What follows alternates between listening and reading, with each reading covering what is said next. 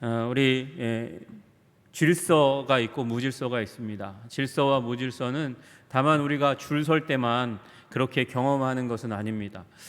줄 설 때에 줄을 서서 무엇인가를 기다릴 때, 무엇인가를 구매하거나 무엇인가를 얻으려고 또 입장하려고 기다리는데 그 중간에 누군가가 들어오면 아주 기분이 나쁩니다. 많이 상합니다.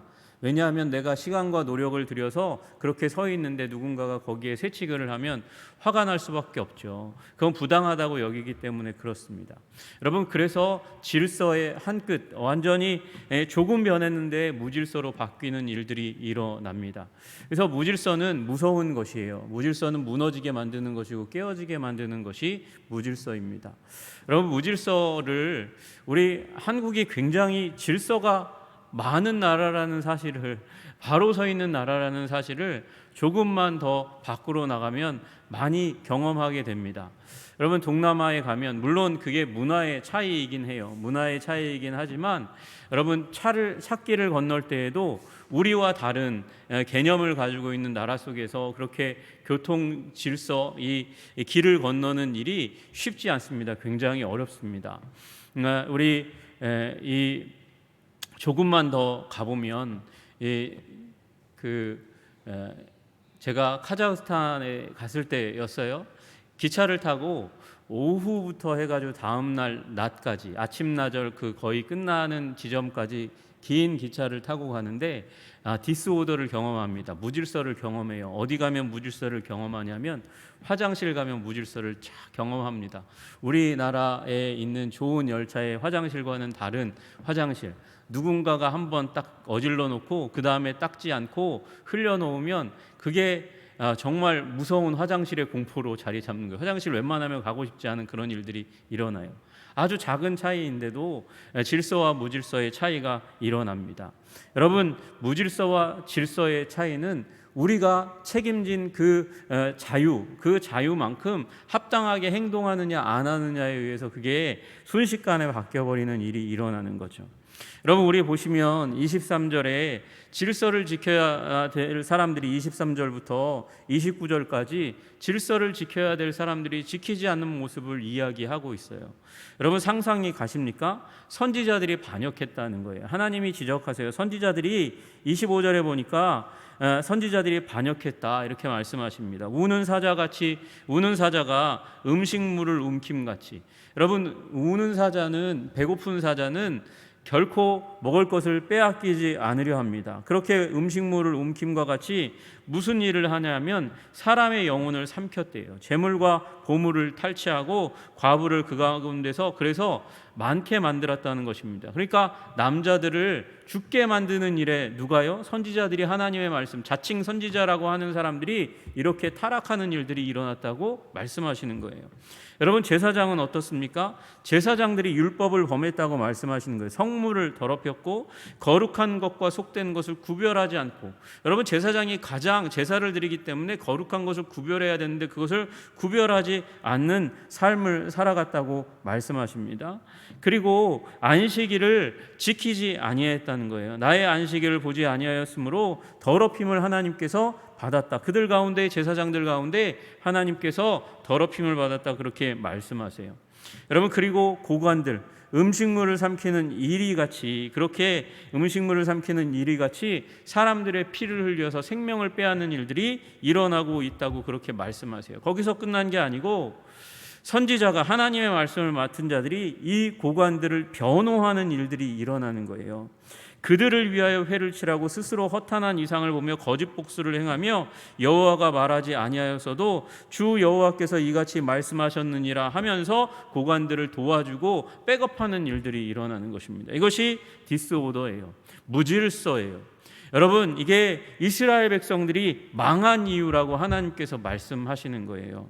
그래서 그들을 망하게 했다라고 말씀하시는 것입니다. 그들에게 그래서 하나님께서 좀 무서운 말인데 분노를 쏟아 부었다라고 말씀하시는 거예요. 분노를 쏟아 부었다고 그렇게 하나님께서 말씀하시는 것입니다. 여러분, 우리 기억해야 합니다. 정의의 하나님, 공의의 하나님은 부패하면 무질서 가운데, 자신이 사회 가운데 맡은 그 역할에 대해서 성실하지 못하고 하나님의 뜻에 역행하면 하나님께서 진노를 부으신다는 거예요. 22절에 보니까 나 여호와가 분노를 너희 위에 쏟은 줄을 너희가 알리라 이렇게 말씀하시잖아요. 여러분, 그러니까 이 사회를 위해서 기도하시는 여러분 되시기를 주님의 이름으로 축복합니다. 여러분, 법을 맡은 사람들, 힘이 있는 사람들을 위해서 더 기도해야 돼요. 여러분, 그들이 정의 가운데 살 수 있도록 해야 돼요. 그리고 우리들은 또한 잘못된 것을 잘못되었다고 얘기해야지, 잘못한 것을 정치적인 입장에 의해서 잘했다고 얘기하면 안 되는 거예요. 여러분이 그 부분에 있어서 다른 말을 하기 시작하면 여기 나와 있는 고관들을 위한 선지자 같이 되는 거라고 말씀하시는 것이죠. 여러분, 그렇게 되면 무슨 일이 일어나냐면 지도층이 부패하고 지도층이 무질서하게 되면 무슨 일이 일어나냐면 백성들도 부패한 일이 일어나는 거죠.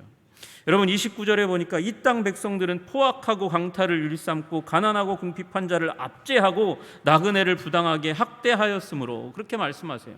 여러분, 왜 29절에 이 백성들이 이렇게 강포하고 압제하고 강탈합니까? 왜 이런 일이 일어났습니까? 선지자와 제사장과 고관들이 다 썩어 빠졌기 때문에, 무질서 가운데 들어갔기 때문에 하나님을 경외하지 않고 하나님의 말씀과 뜻을 역행하는 삶을 살았기 때문에, 그리고 심지어는 하나님의 말씀을, 하나님의 진리를 곡해하고 뒤집어가지고 그렇게 하나님이 이 사람들을 옳다 하는도다라고 얘기하면서 무질서를 그렇게 질서처럼 꾸미는 일들이 일어나는 거예요.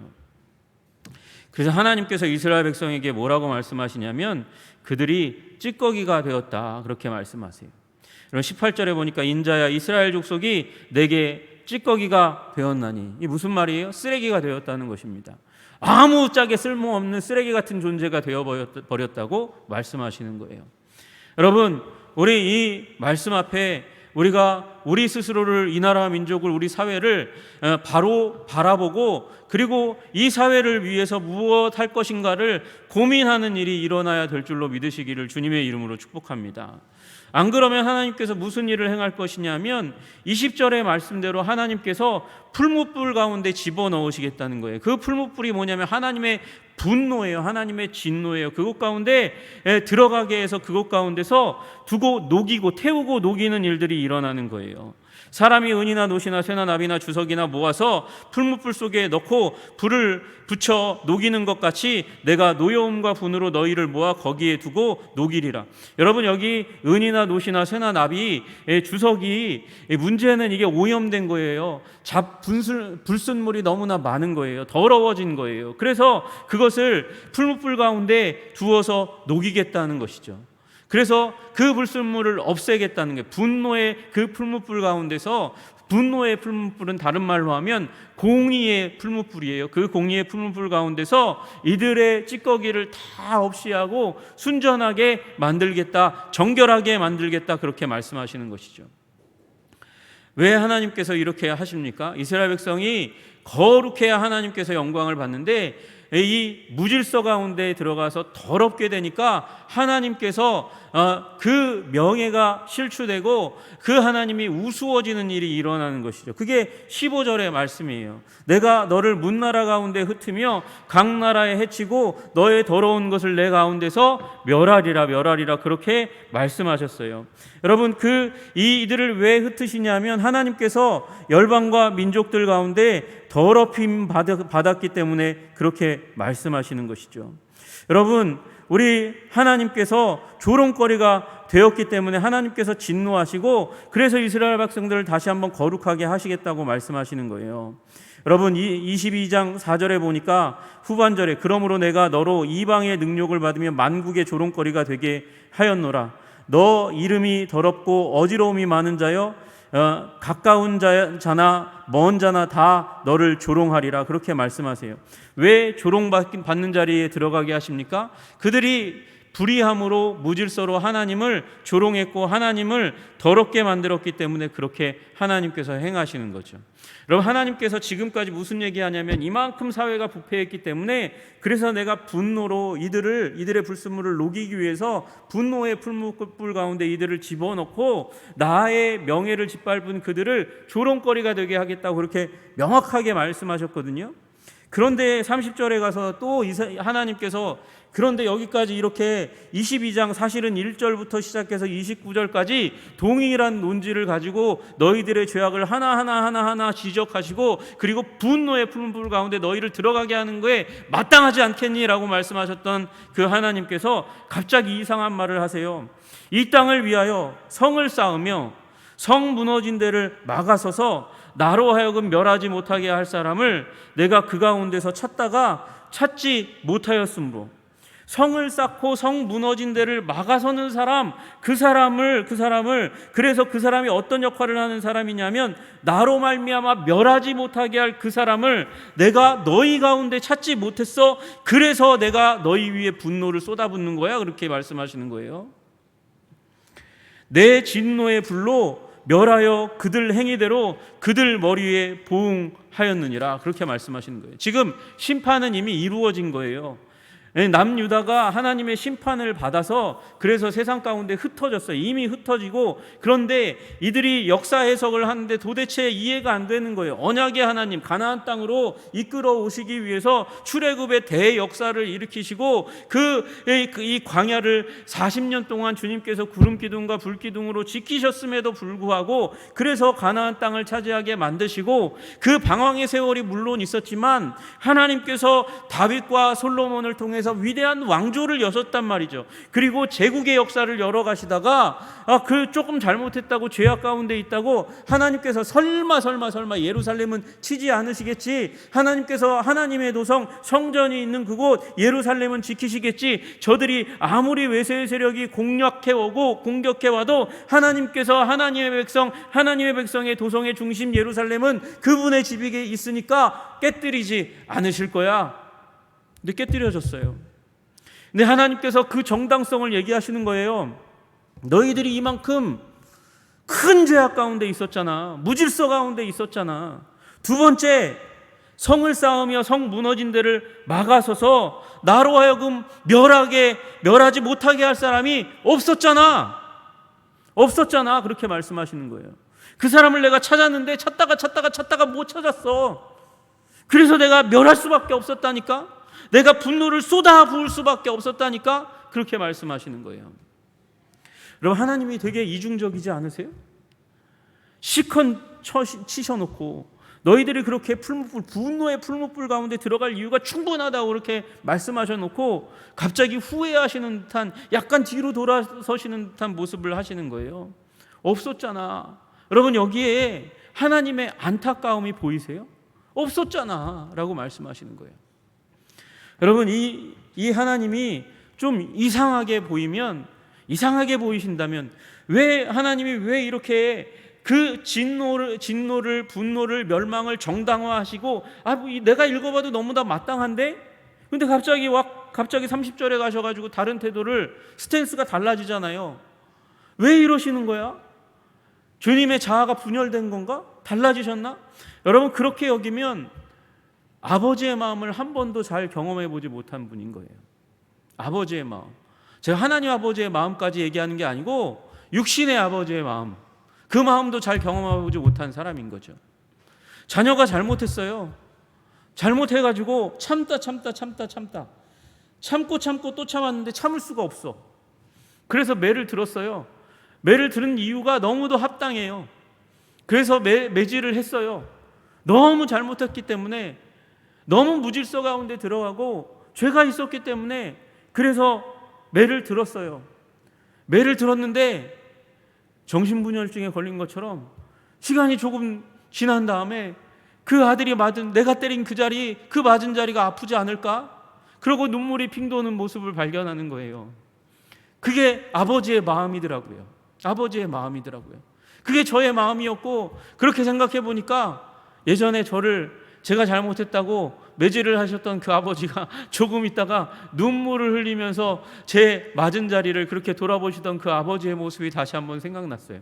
이상한데 우리 아빠 이상해 막 이랬던 그 아버지가 그 자리에 서니까 이해가 되는 거예요. 때리고 싶지 않았죠.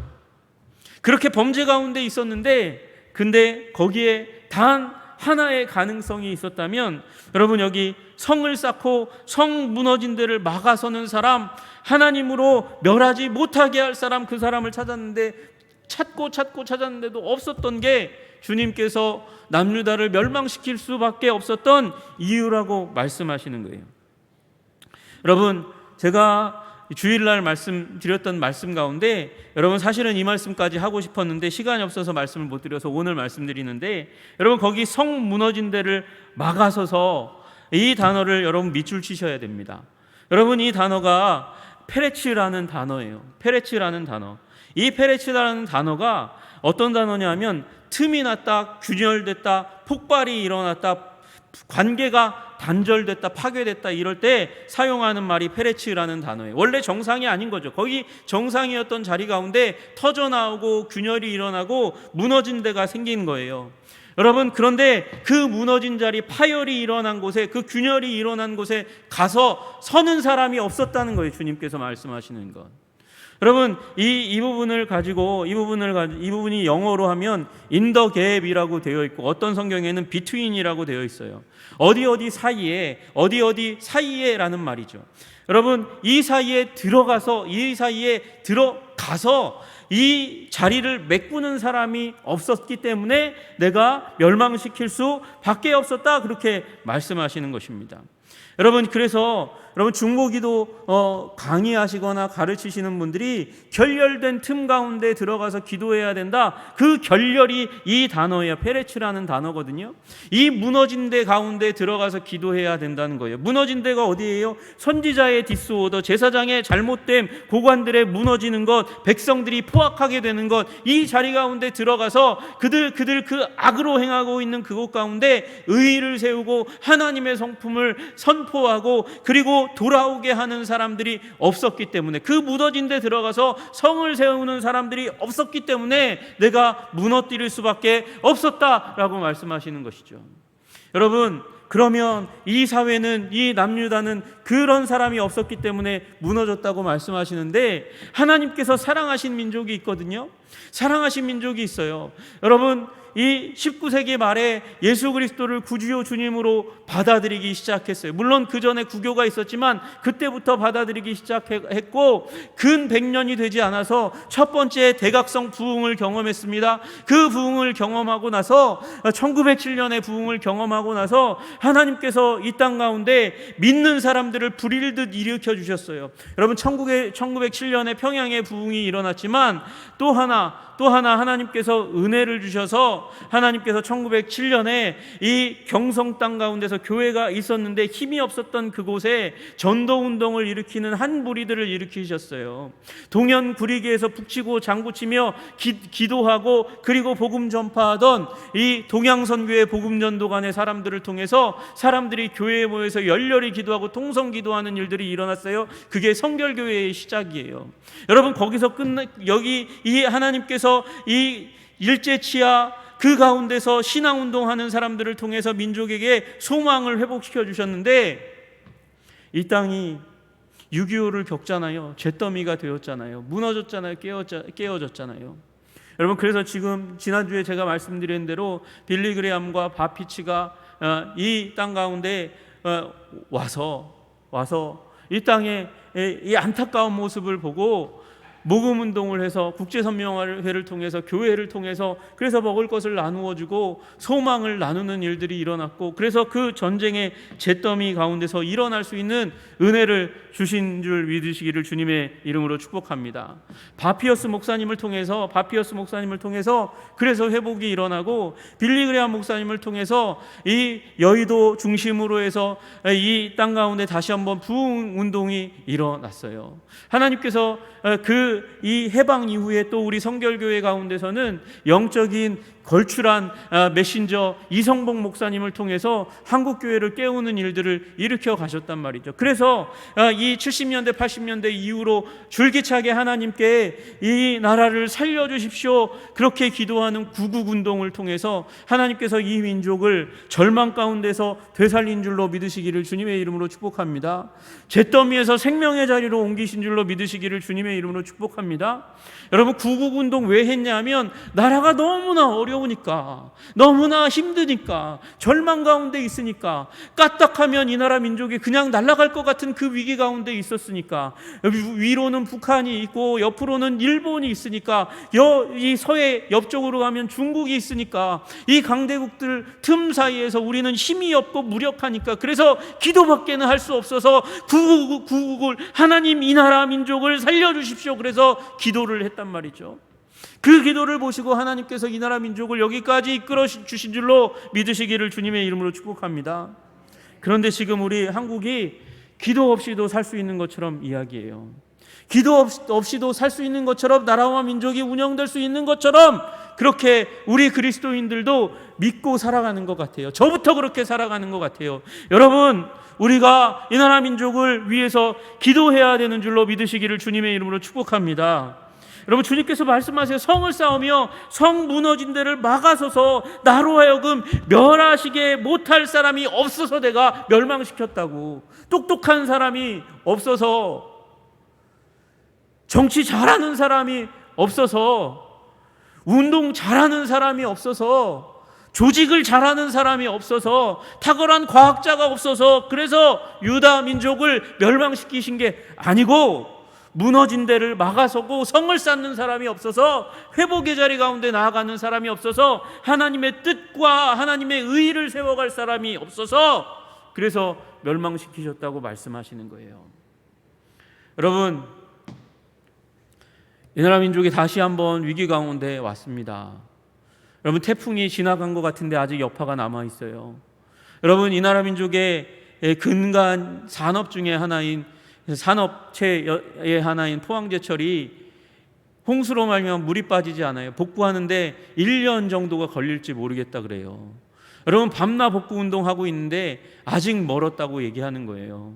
여러분, 이 나라 민족이 정치가, 경제가, 사회와 문화가 너무도 안정돼 있죠. 그래서 기도하지 않아도 되죠. 그 정도로 하나님께서 우리 민족에게 은혜를 주셨죠. 은혜를 주셨는데 지금도 여전히 불안하잖아요. 여러분, 환율이 올라갔어요. 환율이 1,400원 정도까지도 올라갔어요. 저는 그러면 불안해요. 뭐가 불안하냐면, 우리 선교사님들 정말 고생하겠다. 물가가 30%가 올라간 거예요. 20%, 30%가 올라간 거예요. 그래서 선교사님의 생활비, 지금 안 그래도 한국이 선교의 정체기 가운데 들어갔거든요. 선교비가 준 거예요. 예전보다 더 줄었어요. 거기다 환율 때문에 더 준 거예요. 지금 생활이 어려운 선교사님들이 얼마나 많은지 몰라요. 여러분, 이 나라 민족이 부강해야, 힘이 있어져야, 아름답게 돼야, 융성하게 하셔야 선교도 잘하게 되는데, 그잖아요. 여러분, 이 나라 민족을 위해서 기도하시기를 주님의 이름으로 축복합니다. 여러분, 그래야 되는 거예요. 우리 시편 106편 다시 한번 넘어갔으면 좋겠습니다. 시편 106편 말씀 한번 보겠습니다. 시편 106편 넘어가 보도록 하겠습니다. 시편 106편 23절 한번 보세요. 시편 106편 23절 같이 한번 읽어보겠습니다. 우리 찾으셨으면 시편 106편 23절 같이 한번 읽어보겠습니다. 882면쯤에 있어요. 106편 23절 같이 한 목소리로 한번 읽어보겠습니다. 시작. 그러므로 여호와께서 그들을 멸하리라 하셨으나 그가 택하신 모세가 그 어려움 가운데서 그의 앞에 서서 그의 노를 돌이켜 멸하시지 아니하게 하였도다. 아멘. 여러분, 여기 성 무너진 데와 똑같은 단어가 있어요. 성 무너진 데 페레치와 똑같은 단어가 어디 있냐면 그 어려움 가운데서가 페레치라는 단어예요. 원래 원어로는 똑같은 단어예요. 그 어려움 가운데에서, 여러분, 그 어려움 가운데서 그의 앞에 서서, 누가요? 모세가요. 그의 앞에 서서, 하나님 앞에 서서 하나님의 노를 돌이켜 멸하시지 아니하게 하였도다. 여러분, 지금 결렬된 그 틈 가운데서 하나님과 우리 사이에 그 단절된 관계가 불화된 균열과 터져나감이 있는 그 자리 가운데 가서, 모세가 가서 그의 앞에 서서 하나님의 노를 돌이켜 멸하시지 말아 주십시오, 그렇게 기도하였더니 멸하지 않으셨다는 거예요. 멸하지 않으셨다. 여러분, 그들이 왜 이 하나님의 멸함 가운데, 이스라엘 백성들이 왜 하나님의 멸함 가운데 들어갈 위기 가운데 있었을까요? 19절에 보니까 19절에 그들이 호렙에서 송아지를 만들어 부어 만든 우상을 경배하여 자기 영광을 풀먹는 소의 형상으로 바꾸었도다. 우상 숭배했더니 하나님이 진노하셔서 분노하셔서 그 분노를 이스라엘 백성에게 쏟아붓겠다고 결정하시는 일이 일어난 거예요. 그런데 모세가 그 결정을 뒤집어 엎으려고 그 결렬된 틈 가운데 들어가서 그 성 무너진 데, 하나님과 이 이스라엘 백성들 사이에 정상적인 관계에 무너진 그곳 가운데 들어가서 그 어려움 가운데 들어가서 그의 앞에 서서 기도했다는 것이죠. 하나님, 용서해 주십시오. 한 번만 용서해 주십시오. 살려주십시오. 이 민족을 회복시켜 주십시오. 그렇게 기도했더니 하나님께서 이스라엘 백성들을 용서해 주신 줄로 믿으시기를 주님의 이름으로 축복합니다. 여러분, 어떻게 기도했나 한번 보시면 우리 출애굽기 32장에 그렇게 말씀하세요.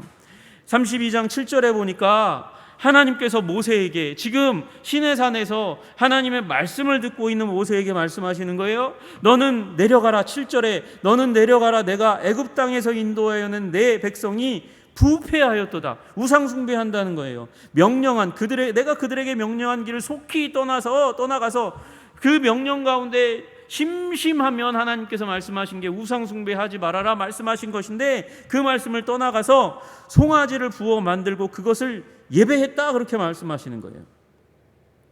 그리고 그 송아지를 향해서 8절 마지막 부분에 이는 너희를 애굽 땅에서 인도하여낸 너희 신이라 하면서 하나님이 받아야 될 영광을 송아지에게로 송두리째 옮겨버리는 일이 일어나는 것이죠.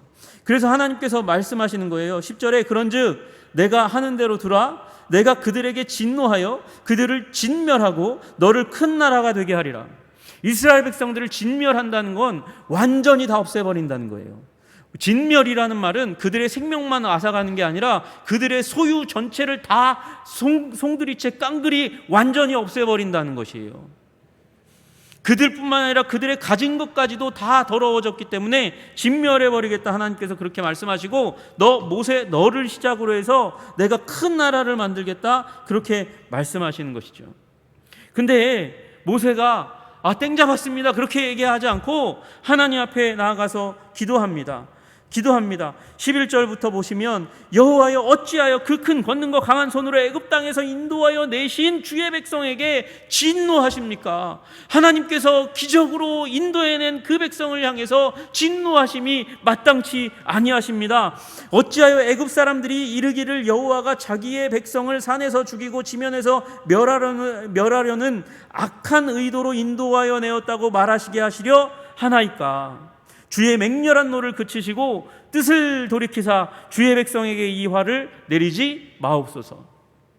무슨 얘기하는 거예요? 모세가 주님, 이스라엘 백성들을 그렇게 10가지 재앙과 홍해의 기적을 가지고 와서 이 시내산에 두셨는데 그들을 이 시내산에서 다 죽이시면 여호와는 악한 신이야. 자기 백성을 죽이려고 구원해내고 인도해서 여기까지 데리고 온 거야 라고 얘기하는 그런 누명을 쓰지 마시기를 바랍니다. 주님의 영광이 훼손되지 않기를 원합니다. 그러니 주의 맹렬한 노를 그치시고 뜻을 돌이키십시오. 돌이켜 주시옵소서. 뜻을 돌이켜 주시옵소서. 주의 백성에게 화를 내리지 말아 주십시오. 그렇게 기도하는 것이죠. 여러분, 그 기도 끝에 모세가 쭉 넘어가서 32절에 심지어는 어떻게까지 얘기합니까? 그러나 이제 그들의 죄를 사하여 주시옵소서. 그들의 죄를 용서하여 주시옵소서. 그들의 죄를 용서하시지 않으려거든 그렇지 아니하시오면 원하건대 주께서 기록하신 책에서, 생명의 책에서 내 이름을 지워버려 주십시오. 내가 천국까지 안 와도 좋습니다. 제가 주님의 생명책에 기록되지 않아도 좋습니다. 이 민족만은 살려주십시오. 구원해 주십시오. 주님의 노를 이 민족에게 쏟아 부어 주시지 않기를 원합니다. 여러분, 여기 페레츠, 이 깨어진 결렬될 틈 가운데 가서 막아서서 나로 하여금 멸하지 못하게 할 한 사람을 내가 못 찾아가지고 내가 멸했어 라고 말씀하신 그 하나님, 주님은 에스겔서에서 그 한 사람을 찾지 못했다고 말씀하셨어요. 모세처럼 그렇게 하나님 앞에 나아가서 그 위험한 지경, 결렬된 틈 가운데서 주님, 나를 생명책에 지워주시더라도 이 민족은 살려주십시오, 그렇게 간구하는 한 사람 모세 때문에 하나님께서 이 큰 범죄 가운데 있는 이스라엘을 용서하시고 다 죽이시지 않으신 줄로 믿으시기를 주님의 이름으로 축복합니다. 여러분, 제가 주일날 말씀 전하는 가운데 창세기 18장에 아브라함의 모델을 말씀드렸어요. 주님께서 말씀하셔요. 내가 소돔과 고모라를 실사하고 범죄가 있으면 그 소돔과 고모라 성을 멸할 거야. 그렇게 말씀하셨거든요. 그런데 그 하나님의 의도 가운데 모세가 여호와 앞에 나아가서 서서 이야기합니다. 아브라함이 가까이 나아가 이르되 주께서 의인을 악인과 함께 멸하시려 하시나이까? 그 성 중에 의인 50명이 있을지라도 주께서 그곳을 멸하시고 그 50의인을 위하여 용서하지 아니하시리까? 의인을 악인과 함께 죽이심은 부당하오며 의인과 악인을 같이 하심도 부당하니이다. 세상을 심판하시는 이가 정의를 행할 것이 아닙니까? 그렇게 외쳤어요. 그래서 하나님께서 50명? 좋아, 오케이. 45명? 오케이. 40명? 좋아. 30명도 괜찮아. 20명도 괜찮아. 10명도 괜찮아. 그렇게 말씀하셨어요. 그러면 하나님께서 이 의인을 찾고 용서하셨으면 좋겠는데 이 땅에 의인이 없었나 봐요. 그래서 멸하셨어요. 여러분, 여기에 나오는 의인은 어떤 의인인 걸까요? 어떤 의인을 하나님께서 찾으셔야 하고 그 어떤 의인, 그 숫자, 왜 하나님께서 이 소돔과 고모라를 멸하셨을까? 정말 10명이 없어서였을까? 여러분, 저는 컨디션이 두 가지가 있는데 여기에 첫째는 10명이에요. 그죠? 10명인데 문제는 더 중요한 옵션이 뭐냐면 이 성 중에요. 이 성 중에, 소돔과 고모라 성 중에 의인 10명이 없다는 거예요. 아마 그렇게 얘기했다면 달라졌을지 몰라요. 아브라함이 하나님, 소돔과 고모라 성을 위해서 기도하는 의인 10명이 있다면 그러면 용서해 주십시오, 그렇게 기도했다면 아마 달라졌을지 몰라요. 아브라함의 집에 아브라함과 같이 하나님을 경험한 사람들의 무리가 가족, 핵심 가족도 있지만 그의 종들 가운데 엘리에셀과 같은 그의 종들 가운데도 그런 사람이 있으니까, 그러면 그들이 함께 기도하면 그 성 중에 아니더라 할더라도 그 성 밖에 이 성을 위해서 기도하는 사람이 있었다면 이 성을 하나님께서 구원하셨을 텐데, 문제는 그 10명이 없다는 거죠. 여러분, 의인이 어떤 사람이 의인입니까? 제가 주일날 1부 예배 때는 나누었는데 우리가 2부 예배 때는 잘 못 나눴어요. 여러분, 그 의인이 누굴까요? 야고보서 마지막에 보면 그 의인에 대해서 나와요. 여러분, 우리 야고보서 한번 보도록 하겠습니다. 야고보서 마지막 부분에 보시면 우리 오늘 말씀의 마지막 부분인데요. 야고보서 6장, 야고보서 맨 마지막 장 5장 16절 한번 보겠습니다. 5장 16절 같이 한번 읽겠습니다. 같이 읽겠습니다. 시작. 그러므로 너희 죄를 서로 고백하며 병 낫기를 위하여 서로 기도하라. 의인의 간구는 역사하는 힘이 큼이니라. 여러분, 여기 의인이 나와 있잖아요. 이런 의인 10명만 있었다면, 소돔과 고모라 성에 10명만 있었다면, 혹시 그 성 중에라는 옵션만 뺐으면 그 성을 위해서 기도하는 10명 성 밖에라도 있었으면 하나님께서 구원하셨을 텐데, 여러분, 의인은 어떤 사람이냐 하면 의인은 간구하는 사람이에요. 여러분, 의인은 도덕적으로 올바른 삶을 사는 사람이 아니라 의인은 간구하는 사람이에요. 의인은 어떤 간구를 하는 사람이냐면 죄를 고백하고 용서받기를 위해서 간구하는 사람이에요. 의인은 죄 없는 사람이 아니라 죄를 고백하고 용서를 간구하는 사람이라고요. 여러분 가운데 죄 없는 사람 있어요? 그러면 여러분들 다, 우리가 죄 없는 사람 이꼴 의인이라고 따지면 여러분과 저 가운데 단 한 사람도 의인 없어요. 단 한 사람도 의인이 없어요. 그러나 하나님이 말씀하시는 의인은 죄를 알고 죄를 회개할 줄 아는 사람이에요. 누구의 이름으로? 예수님의 이름으로. 여러분, 그래서 여러분이 의인 된 줄로 믿으시기를 주님의 이름으로 축복합니다. 예수 그리스도의 이름으로 죄 용서를 구하고 죄 용서 받은 사람이 의인이에요. 그리고 이 의인이 기도하면 성 무너진 데를 막아서서, 결렬된 곳을 막아서서, 소돔과 고모라 하나님과의 관계가 단절된 그 자리 가운데 나아가서 막아서서 기도하는 사람, 그 사람이 있다면 하나님께서 용서하시는 거죠. 그리고 생명을 불어넣어 주시는 일을 하는 거죠. 여러분, 오늘 말씀 가운데 뭐라고 말씀하세요?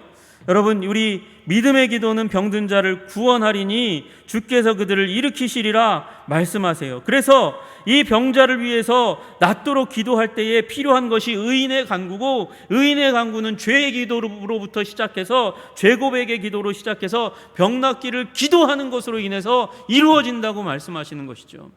여러분, 그의 죄를 나의 죄로 여기고 나의 죄도 미리 고백해서 용서함 받고, 그 용서의 은혜, 사죄의 은혜, 예수 그리스도 십자가 보혈의 용서의 은혜를 힘입어서 기도할 때에 병든 영혼이 치유받는 줄로 믿으시기를 주님의 이름으로 축복합니다.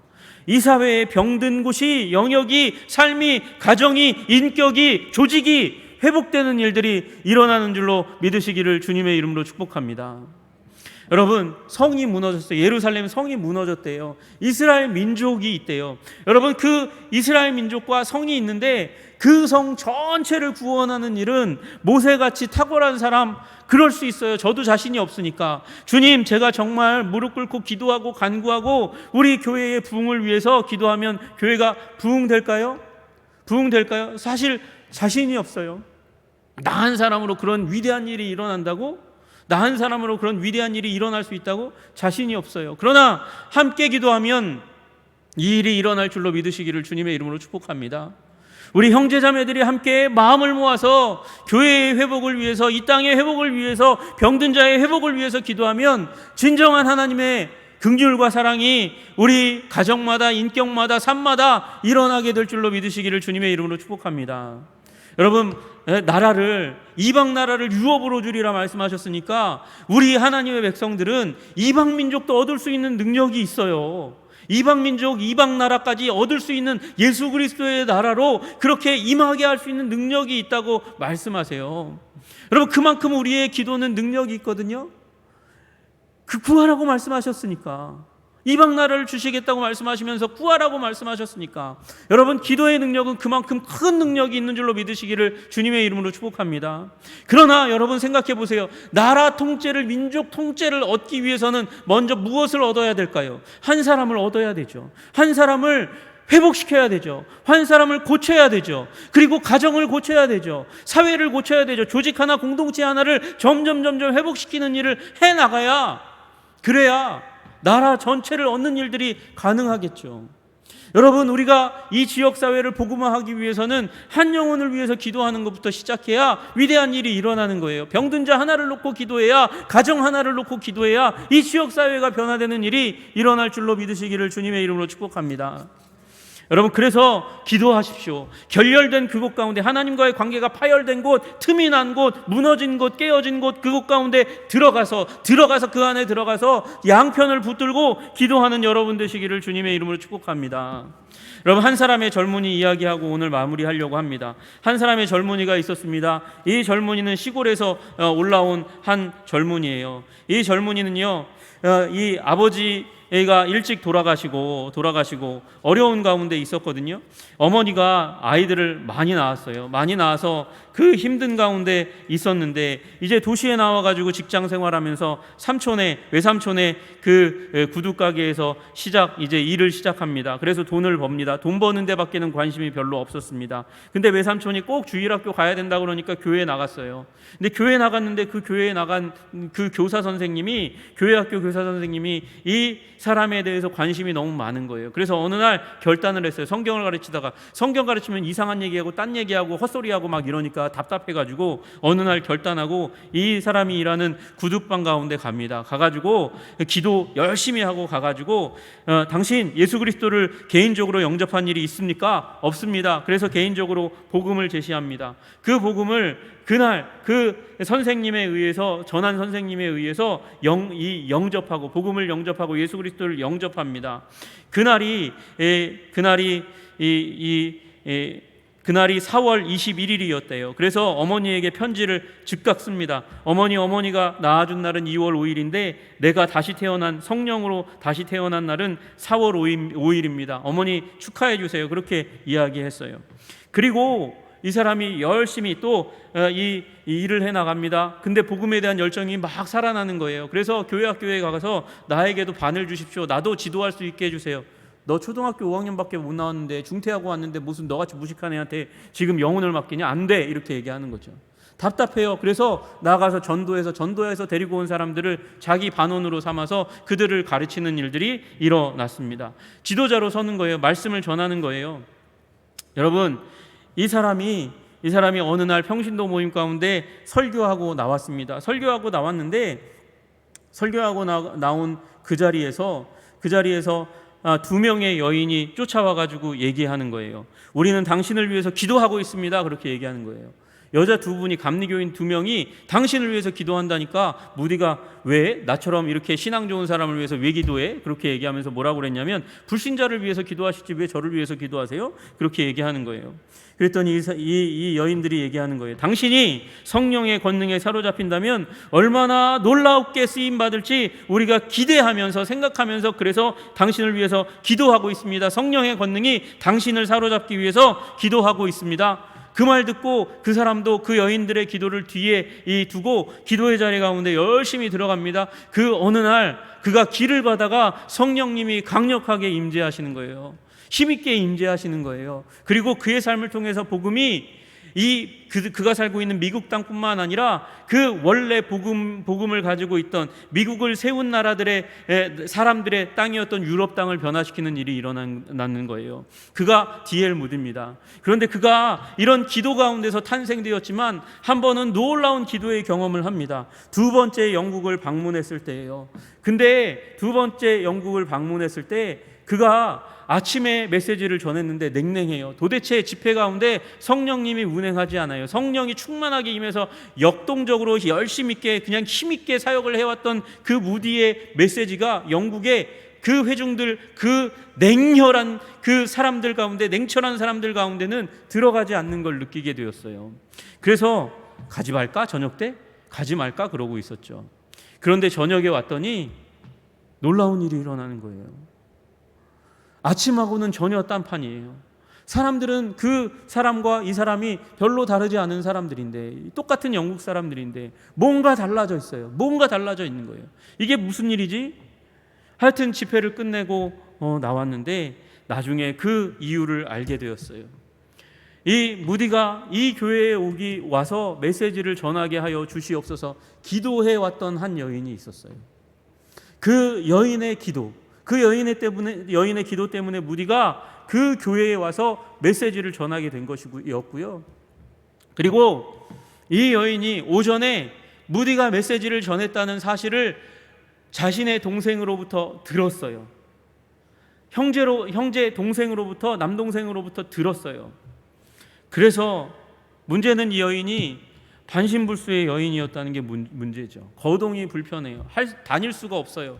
그래서 예배당 가운데 못 가요. 자신이 할 수 있는 일이 무엇일까? 하나님을 위해서 무엇을 할 수 있을까? 아무것도 못해. 그러다가 내가 할 수 있는 것 기도라는 것을 발견하고 기도에 오던 차에 무디가 이 땅 가운데 우리 교회에 와서 메시지 전하게 해주십시오 기도했는데 그 무디가 아침에 메시지를 전했다는 얘기를 들은 거예요. 그래서 나에게 이제 오늘은 저녁 때까지 무디의 집회가 끝날 때까지 나에게 먹을 것을 주지 마십시오. 내 방에 들어오지도 마십시오. 나는 그 예배가 끝날 때까지 계속해서 나의 마음을 쏟아서 무디와 그 집회를 위해서 우리 교회를 위해서 기도하겠습니다. 그래서 아침과 저녁이 달랐던 거예요. 아침과 저녁이 달랐던 이유, 기도의 능력 때문인 줄로 믿으시기를 주님의 이름으로 축복합니다. 여러분, 기도가 다시 한번 살아야 합니다. 결렬된 틈 가운데 무너진데 그 사이 가운데 들어가서 기도하는 사람이 있어야 여러분 그 영혼이 회복되는 줄로 믿으시기를 소원합니다. 그 가정이 회복되는 줄로 믿으시기를 주님의 이름으로 축복합니다. 모세의 각오를 가지고 나아가 이 나라 민족을 위해서, 구국을 위해서 기도하는 사람이 생겨날 때에 이 민족이 다시 한번 주님의 긍휼과 사랑과 회복 가운데로 들어갈 줄로 믿으시기를 주님의 이름으로 축복합니다. 여러분, 그러니 기도의 자리 가운데 섭시다. 결렬된 그 자리 가운데 섭시다. 주님께서 원하시지 않는 그 일들이 일어나고 있는 무질서 가운데, 그 자리 가운데 들어가서 주님 긍휼과 사랑을 부어주시고 용서하여 주셔서 멸하지 아니하시고 주님의 진리가 다시 한번 살아있는 땅이 되게 하여 주시옵소서. 기도하는 여러분과 제가 되기를 주님의 이름으로 축복합니다. 기도하겠습니다. 존귀와 영광과 찬양을 받으시기에 합당하신 주님, 결렬된 그 자리 가운데 무너진 데를 막아서며 아버지 기도할 수 있는 자들이 되게 하여 주시옵소서. 에스겔에게 그 무너진 데를 막아서서 기도하는 단 한 사람이 없었기 때문에 그래서 하나님께서 남유다를, 예루살렘을 멸할 수밖에 없었다고, 분노를 쏟아부을 수밖에 없었다고 말씀하신 그 주님, 그 안타까움에 아버지 음성을 바라고 계신 그 주님 앞에 나아가 이 땅에 무너진 데를 모세처럼 막아서고 아브라함처럼 막아서 게 하여 주시옵소서. 이 사회를 위해서 아버지 죄를 고백하고 회복을 위해서 간구할 수 있는 기도자들이 불일듯 일어날 수 있도록 우리 교회 가운데 중보할 수 있는 중보기도의 영을 부어주시기를 간절히 소원하오니 주님 역사하여 주시옵소서. 아멘.